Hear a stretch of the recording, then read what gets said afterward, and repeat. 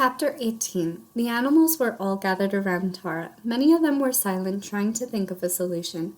Others were quietly whispering, also trying to come up with a way home for Tahra.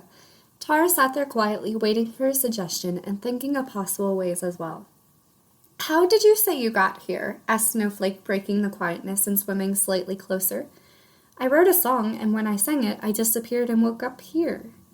"Wait a second, that's it!" exclaimed Tahra excitedly, answering her own question. "What?" Snowflake questioned. "I know how to get home." "You do?" "Yes, I sang my way here, so I can sing my way home." Tahra took notice to the lowering sun and continued on. "I will write the song tomorrow, when I am more awake and not worn out." "Once you leave, is that it? We'll never see you again?" implored Carrie sadly. "Of course not. I love this place and all of you. Whenever I want, I will sing the song to come, and when I'm ready to go back, I can sing the song to leave." "That's good to hear. I don't know what we would do without you. You came up with a great way to settle the argument between Lacey and myself," chirped Carrie. "What are you going to do when you get home?" sought Bella, bursting with curiosity. "Well, if I go early enough, I'll go to school." "Maybe before you go, we can swing on vines and jump from tree to tree," declared Lacey, a bit sad. "And take another flight," added Ella. "I would love to," replied Tahra to both of them. "Let's go right now, so that we are flying into the sunset," Bella suggested with excitement. "Okay, let's go. But I want to say something first. In times to come, I will probably bring Kate and my parents, if that's all right with all of you," Tahra informed, asking them. "Oh, yes, your stories you tell of them make them sound so wonderful. I can't wait to meet them," responded Lacey. Tahra stood up and climbed on Ella and Bella, with Golden Ray holding her up. Back on the Smoky Mountains, it was a little after 7 o'clock, and Kate and Miss Sarah were sitting on the sunset bench. Kate let out a long sigh and then spoke. "Miss Sarah, I don't think Tahra is ever going to come home." "What? Why not?" exclaimed Miss Sarah, shocked Kate was giving up. "Because if she was, she'd be here. Tahra would never run away. Something must have happened to her.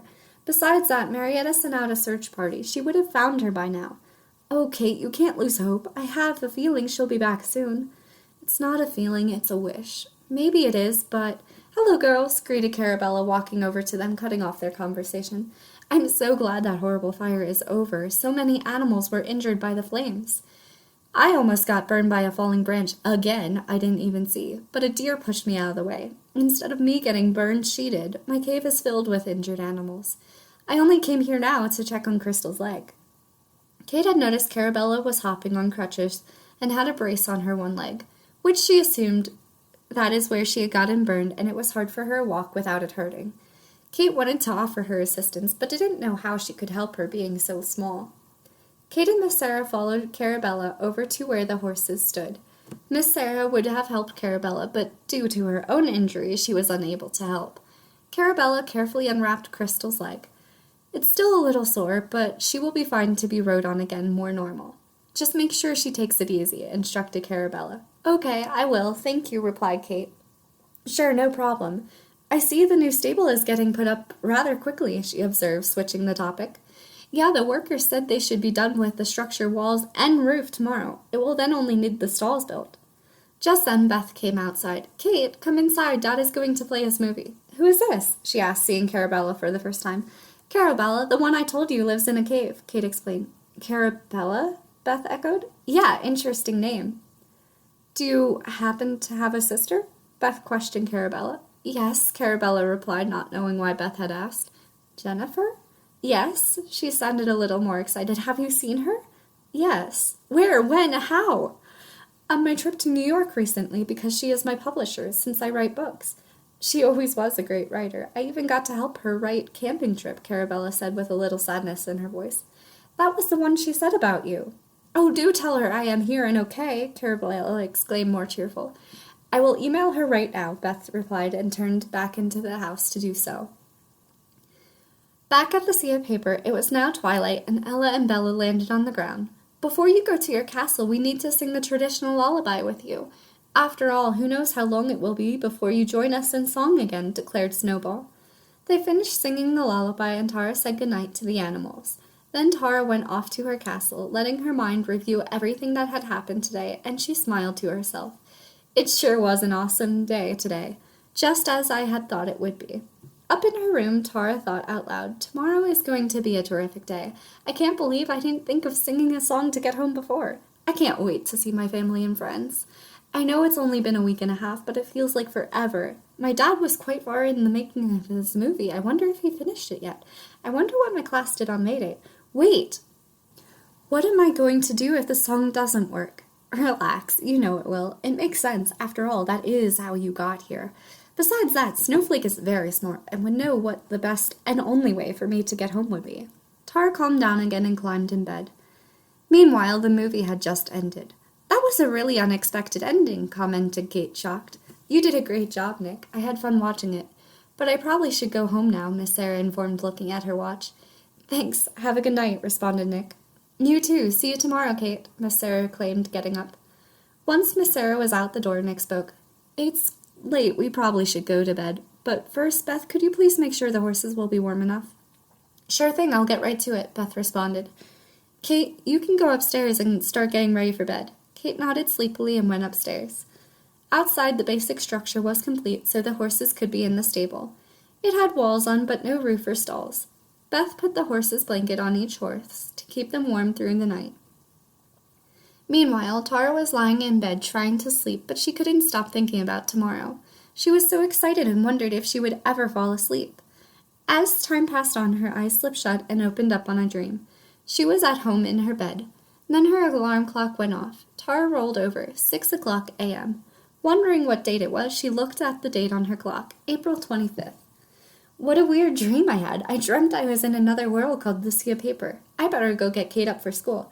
"Kate, dear, time to get up," she stated. "Already? I feel like I just fell asleep," Kate complained. "You need to see the sunrise. It's absolutely marvelous." Kate yawned and stretched. She stood up and walked over to her window. The sun's golden rays streaked the beautiful, lush green mountain scenery. It almost created a look like fire. Tara accidentally stepped on Kate's curtains. The goldenrod came crashing down on her head. Tara instantly woke up. First, she rolled off the bed and hit her head against the bed frame. Tara stood up and went back to bed. This time she fell asleep in a blink of an eye. The next morning, in Glowing Springs, Kate got up for school, glad to be getting on the bus at her own home, even though she did like riding to school with one of her parents. "Good morning, Kelly," Kate greeted as she did every morning. "Good morning, Kate." "I see Tara isn't back yet," replied Kelly sadly. Kate nodded disappointedly. Kelly continued on, switching the subject. "That fire really did a lot of damage." "It sure did. It's hard to imagine a really green forest with a ton of life completely destroyed in an instant," agreed Kate, and then took her seat. Meanwhile, at the Sea of Paper, the sunbeams were so warm it made Tara hot. She was still half asleep, but managed to kick the covers off. They went flying off the edge of her bed. Then she fell back asleep. Tara awoke an hour and a half later. She looked at the clock. "Oh my, it's 8:30. How did it get so late?" She got dressed and then went downstairs to the kitchen. Tara came out of her castle at 9 o'clock, and the sun was shining as bright as ever. "Let's swing and jump from vines and trees before you write the song and go home," begged Lacey. "Good idea. That will wake me up more. I'll probably get hot from all that, so then I can go for a swim with Nicole and Snowflake. Then as I dry off, I'll write the song." "Now that is a great plan." Many animals nodded in agreement. Tara and Lacey took off swinging on a vine. Back on the Smoky Mountains, Crystal, Lily, Scarlet, and Moonlight were watching the workers with curiosity. The workers already finished the roof, one stall, and were halfway through another. While one worker started the next stall, another would finish the details on the one before. The horses were amused all day long watching the workers build their new home.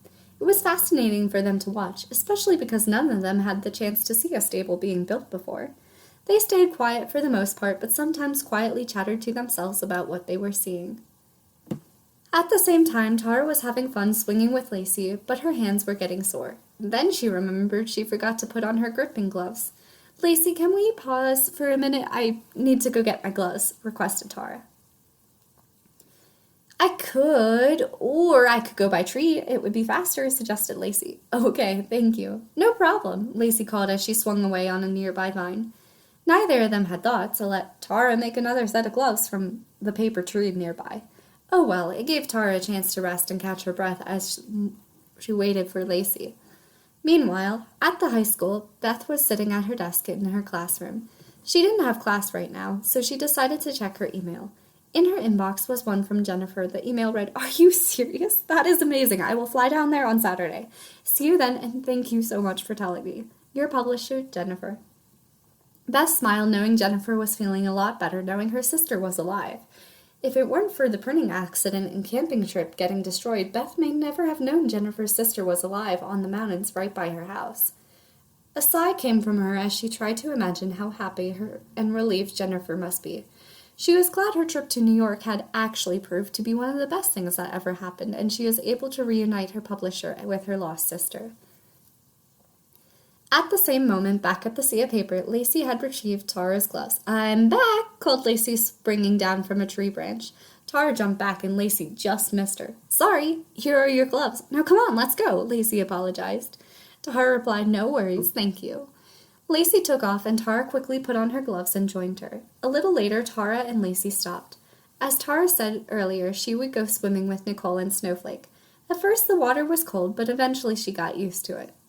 "Tara, before you go, I think you should finish the book you started. I want to find out what happens to the prince and princess," declared Nicole, giving Tara something to do to delay her leaving. "I know, we all are curious. I'll read some, but I probably won't finish it," answered Tara.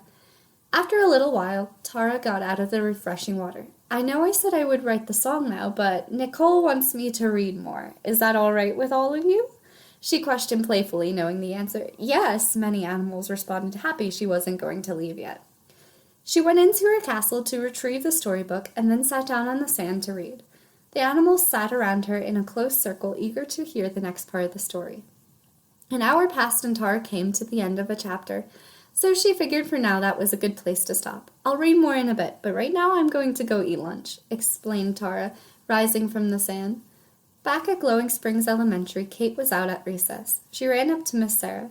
"Your dad is good at acting. That movie was so great, I think because he played his part so well." Miss Sarah spoke cheerfully before Kate could utter a word. "True, but you should have heard him this morning. My mom and I were saying how wonderful it was. He kept saying the storyline was great, but he kept messing up. There were so many small mistakes that weren't noticeable," Kate responded. "Oh, well, it looked fine."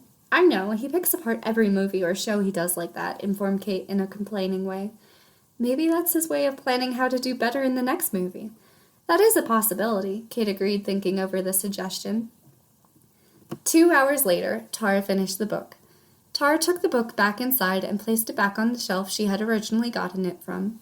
Then she went back to her room where the desk sat in the corner. There she grabbed her pencil, clipboard, and paper. After she had her supplies, she went outside with all the creatures. All the animals gathered around Tara. They sat there silently, waiting for Tara to finish the song. "I have finished it. Now, as I said before, I will return and often. I will miss you all so much. Farewell, everyone. See you later. Take care," called Tara so everyone on the island could hear her. "Goodbye, Tara. We'll miss you as well," many creatures called out. With a deep breath, Tara sang her newly written song, hoping it would work, and the animals fell silent once more. Even though they knew she would return, saying goodbye was still really hard for them. Nicole was the leader, but Tara was their princess. It's a place not far away, nor hard to find. You can find it in your heart, and when you're there, love and comfort surround you.